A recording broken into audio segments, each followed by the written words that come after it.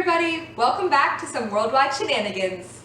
Today, we're gonna take you to Ho Chi Minh City, Vietnam. Want to know which restaurants are the best, which museums are worth it, or how to crawl through some war tunnels? We're gonna tell you all that and more.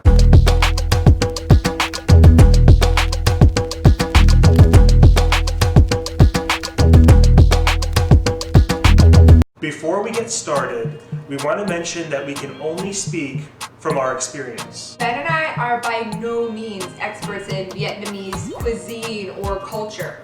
We just want to share our experiences, and it could help any of you going to Ho Chi Minh City. That said, here are our top 5 best tips for Ho Chi Minh City, Vietnam. Let's get started on our first tip, food and drink. Vietnam has amazing food. From all of the delicious options, we want to point out 2 incredible restaurants. The first is Propaganda. This funky restaurant is located super close to other attractions. The food was delicious, and the restaurant venue itself was really cool. The second restaurant is Nha Hang Ngon.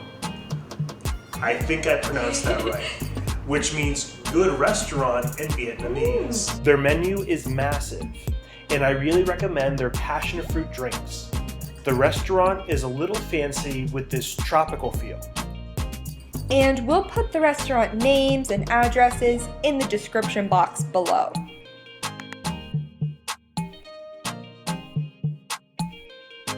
Our second tip is how to get around Ho Chi Minh City.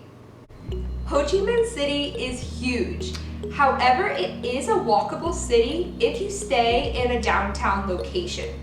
Overall, one of my best travel tips is to plan where you're staying close to the attractions where you're going. Here's a map of Ho Chi Minh City. We stayed here, which was a convenient walk to all of these attractions we wanted to visit. It was a little bit farther from these attractions, but still walkable. From our hotel to the furthest point was about a 20-minute walk.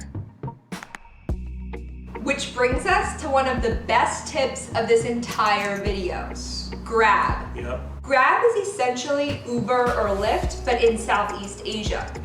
Using this app, you will never be scammed for prices, and you might just feel a bit safer. Tip number 3 is about the top attractions you must see in Saigon. While narrowing down the attractions is hard, we managed to choose one attraction of each category. The first category is museum. If you're American, and even if you're not, you absolutely must visit the War Remnants Museum. This museum shows the Vietnam War from Vietnam's perspective, with facts and images you would never hear or see in the US. It's an incredible museum. The second category is adventure. While riding down the Saigon River in a boat is also great, you must visit the Cu Chi tunnels. This is a network of 5,000 miles of tunnels used by the Viet Cong during the Vietnam War. Like the museum, you learn even more facts or see videos you'd never see in the US, including some shocking Viet Cong propaganda films.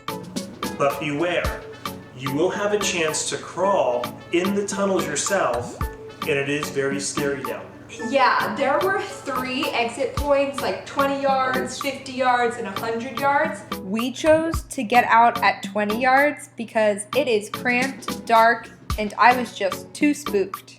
Our third must-see is the views from the Batexco Financial Tower.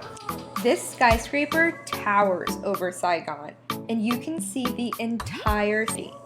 We went at sunset, which was awesome, and I recommend to see the city during the day and at night.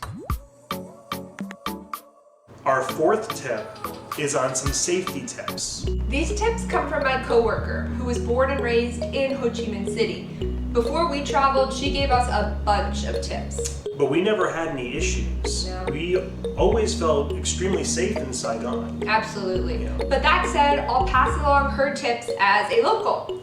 So she said, be careful with street crime, Petty theft, bag snatching, and pickpocketing is very common. Do not use cell phone on the street. Be very cautious crossing streets and use lighted crosswalks. And we did follow her advice. We carried our bags on our fronts and always crossed at designated crosswalks. As long as you're cautious and mindful of your surroundings, we don't think you'll have any problems. And last, tip number 5 is how to get to Vietnam and when to go. We were lucky to be in Vietnam during the Lunar New Year, the year of the pig, which led to extra excitement and celebration around the city. Even if you can't be there during the Lunar New Year, between January to March is a great time to travel before the weather gets extremely hot. Yeah, and also I recommend to be flexible with your travel dates. Yeah. We were flexible and it led us to find an amazing airfare deal. We scored round trip international airfare for about $550 each. It's a great deal. This was so different from other days that could be double that price.